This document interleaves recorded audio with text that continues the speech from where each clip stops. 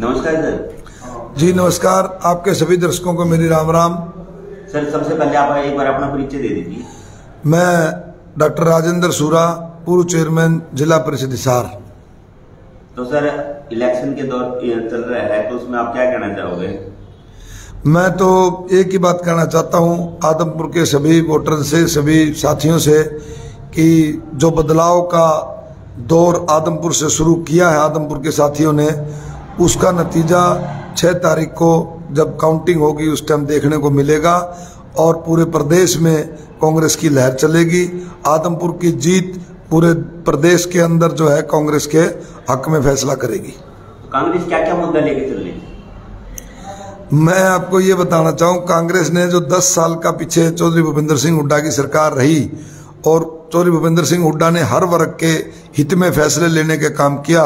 किसान के हित में फैसले लिए, कर्मचारियों के हित में फैसले लिए, हमारे दलित भाइयों के हक में फैसले लिए, बीसी के भाइयों के हक में फैसले लिए।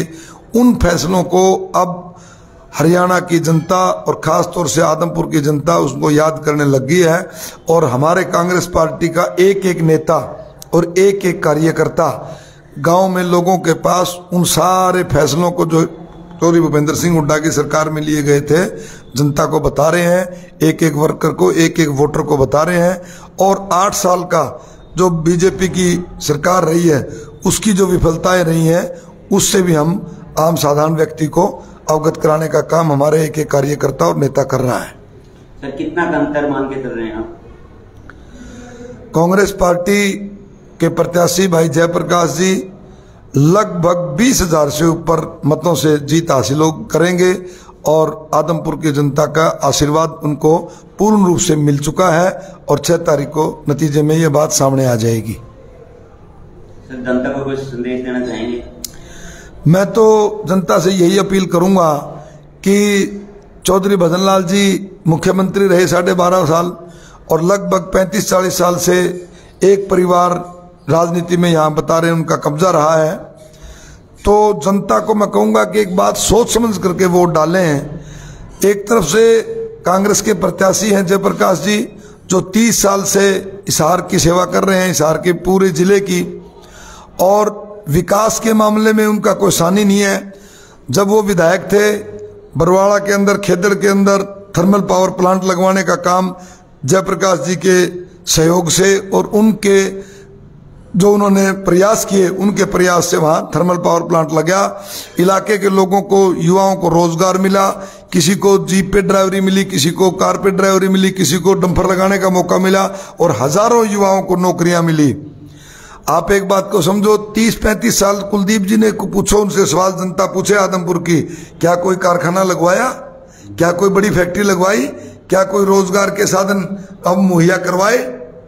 एक फैक्ट्री, एक कारखाना 35 साल के अंदर एक परिवार का सत्ता पे कब्जा रहा, उन्होंने वहां लगवाने का काम नहीं किया। क्यों? इसलिए नहीं किया कि उनकी सोच नहीं है, वो साधारण व्यक्ति की सोच नहीं है उनको कोई तरक्की करे। आदमपुर भी तहसील है, बरवाड़ा भी तहसील है, सिवानी भी तहसील है, आसी भी तहसील है। आदमपुर में शाम को 4 बजे के बाद बस नहीं मिलती कहीं जाने के लिए। आप बरवाड़ा में देखो, जो चंडीगढ़ की, दिल्ली की रात को 11 बजे बसें ले लो चाहे।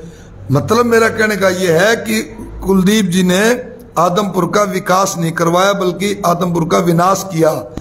आदमपुर की जनता को मैं यही कहना चाहूंगा, नम्र निवेदन करना चाहूंगा कि आप ऐसे व्यक्ति को चुने जो आपके इलाके का विकास करवाएगा, जो आपके इलाके के अंदर भाईचारा बढ़ाएगा, जो आपके इलाके के अंदर किसान और मजदूर आपस में जो जिनको जरूरत पड़ेगी, खाद की जरूरत पड़ेगी, जिस भी चीज की मुआवजे की दिक्कत आएगी, उन दिक्कतों का हल करवाएगा।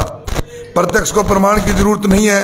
पिछले 13 महीने में जो किसान आंदोलन हुआ उसमें कांग्रेस पार्टी के नेताओं ने, भाई दीपेंद्र सिंह हुड्डा ने, चौधरी भूपेंद्र सिंह हुड्डा ने, चौधरी उदय भान जी ने, भाई जयप्रकाश जी ने, हम सब ने मिलकर के किसानों की सहयोग किया।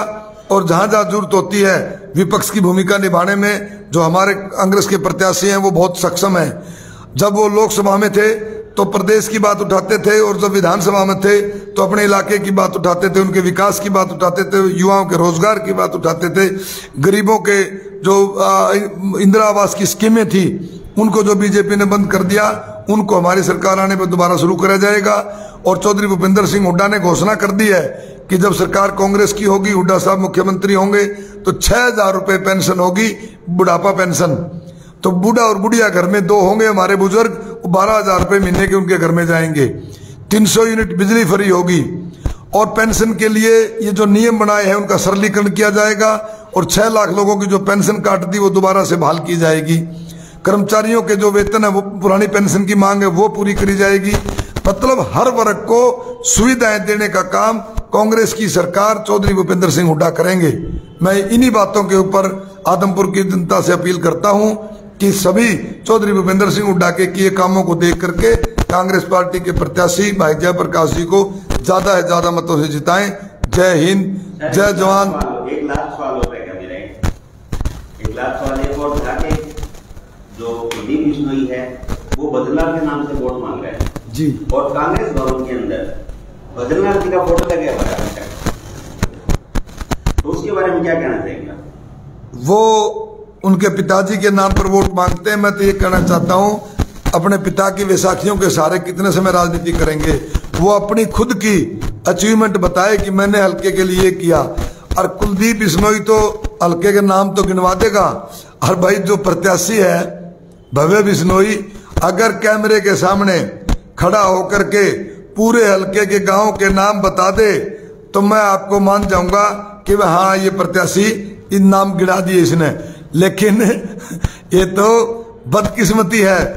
मैं जनता से अपील करूंगा कि ऐसे लोगों को तो छुट्टी कर दो, इसने अमेरिका जाना है, क्यों बेचारा तंग कर रहे हो? इसका ऐसा इलाज कर दो, इतने वोटों से हरा दो कि दोबारा ये यहाँ चुनाव लड़ने का एहसास ना करे। इसलिए कर दो ये काम क्योंकि प्रवासी पक्षी की तरह से आते हैं। मजाक समझ रखे इन आदमपुर के लोगों का कि भाई हम तो आएंगे और 1 महीना घूम करके और लोगों को बहका करके वोट लेकर के चले जाएंगे। लेकिन इस बार जनता आदमपुर की बहुत ही समझदार हो चुकी है। इनका इलाज बांधेंगे और पक्कोड़ा इलाज करेंगे ताकि दोबारा उनके साथ इस तरह का धोखा ना हो। तो मैं तो यही कहना चाहूंगा कि एक बार फिर कांग्रेस प्रत्याशी भाई जयप्रकाश जी को वोट देकर सफल बनाएं। इसमें आपके इलाके की सफलता होगी, इसमें युवाओं की सफलता होगी, आदमपुर का मान सम्मान बढ़ेगा। और हुड्डा साहब ने घोषणा कर दी कि आदमपुर हल्के को मैं 1 नंबर पर, 90 हल्कों में सबसे 1 नंबर हल्के पर आदमपुर को रखूंगा। तो मैं तो ये कहना चाहता हूं कि जो आदमपुर हल्के का मान सम्मान कुलदीप जी की वजह से खत्म हो गया था, 90 हल्कों में सबसे पीछे नाम आने लग गया था, तो कांग्रेस प्रत्याशी को जिताएंगे आदमपुर के साथी और हल्के को 1 नंबर पर लेके आएंगे जैसा कि हुड्डा साहब ने घोषणा की है। नमस्कार, धन्यवाद, जय जवान, जय किसान, जय आदमपुर।